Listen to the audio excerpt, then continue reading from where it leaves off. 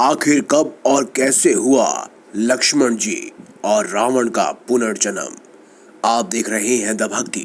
अगर अभी तक आपने हमारे चैनल को सब्सक्राइब नहीं किया तो देर किस बात की, चैनल को अवश्य सब्सक्राइब करें और बेल आइकन जरूर दबाएं ताकि ऐसी ही खास लेटेस्ट अपडेटेड वीडियोस आपको जानने और सुनने को मिलती रहे।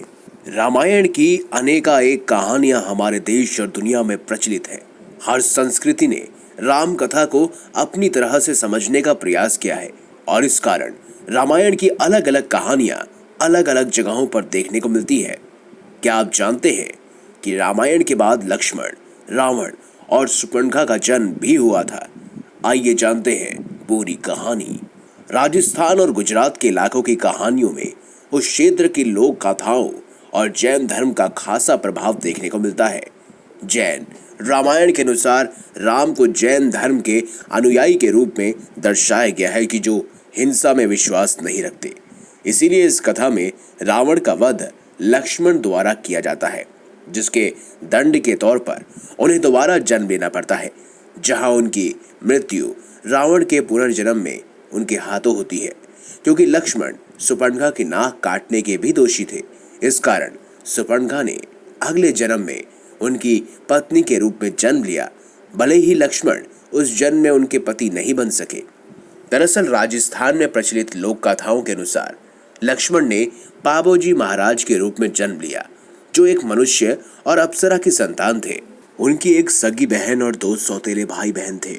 रावण ने इस जन्म में जिंदराव खिंची नाम से जन्म लिया था और उनकी अक्सर पाबोजी महाराज से लड़ाई होती रहती थी, क्योंकि पाबोजी ने अपनी माता पिता से वादा किया था कि वो उनकी गायों की रक्षा करेंगे और जिंदराव खिंची की नजरें उनकी गायों पर लगी हुई थी। सुपर्णखा ने इस जन्म में फूलवती के रूप में जन्म लिया।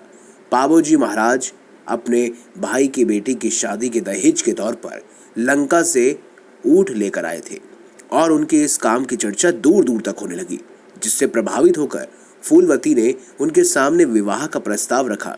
पहले तो पाबोजी महाराज ने मना कर दिया, लेकिन काफी समझाने पर वो मान गए। पर उनकी मां ने उनको याद दिलाया कि उन्हें गायों की रक्षा करनी है और अगर वो शादी करने चले गए तो गायों की रक्षा के लिए कोई नहीं बचेगा। तब पाबोजी महाराज ने उनसे वादा किया कि जैसे ही उन्हें गायों की चोरी की सूचना मिलेगी वो उसी हाल में वापस चले आएंगे। और हुआ भी कुछ ऐसा ही। पहले दिन फेरे लेकर फूलवती तो पाबोजी की पत्नी बन गई, पर आखिरी के 4 फेरों के होने से पहले ही उनकी मां ने उनको सूचना दी कि जिंदराव खिंची ने उनकी गाय चुरा ली है। ये सुनते ही पाबोजी शादी के बीच से चले गए। पाबोजी और जिंदराव खिंची के बीच भीषण युद्ध हुआ और पाबोजी महाराज ने जिंदराव खिंची को पराजित कर दिया और उनकी जान बख्श दी। पर जिंदराव खिंची और बड़ी सेना लेकर उनसे लड़ने आए। ऐसे में पाबोजी महाराज को अपना पिछला जन्म याद आया और ये भी स्मरण हुआ कि उनकी नियति जिंदराव खिंची के हाथों मारा जाना है।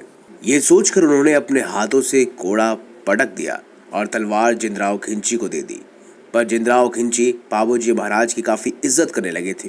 वो उन्हें सिर्फ हराना चाहते थे पर मारना नहीं चाहते थे। पर जब पाबोजी ने उन पर लगातार कोड़ों से वार किए तो जिंदराव खिंची ने अपनी तलवार उन पर चला दी। तलवार लगते ही स्वर्ग से एक पालकी निकली आई और पाबोजी महाराज लक्ष्मण बनकर राम के लोक में चले गए। जिंदराव खिंची की मृत्यु पाबोजी के भतीजे रूपनाथ के हाथों से हुई। इसके बाद रूपनाथ ने युद्ध से संन्यास ले लिया और गोरख पंथ में शामिल हो गए। फूलवती को जब पाबोजी की मृत्यु का पता चला तो वो सती हो गई। इस तरह तीनों का दूसरे जन्म में उद्धार हुआ।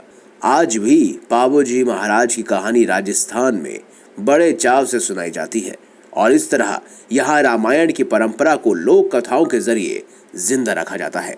अगर आपको हमारी ये खास जानकारी, ये वीडियो अच्छी लगी है तो इस वीडियो को लाइक करें, हमारे चैनल को सब्सक्राइब करें और ज़्यादा से ज़्यादा शेयर भी करें। देखते रहिए द भक्ति, क्योंकि इसी में है असली शक्ति।